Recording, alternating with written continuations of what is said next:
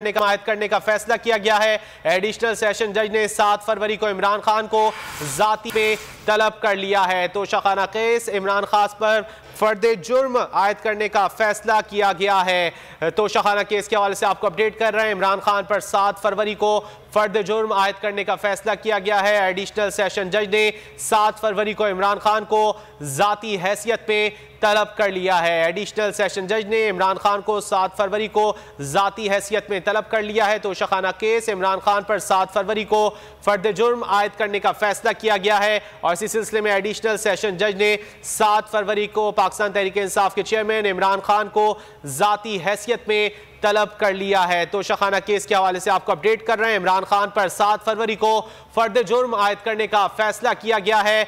Additional session जज ने 7 फरवरी को इमरान खान को जाती हैसियत में तलब कर लिया है। समझता उससे पूछ लें।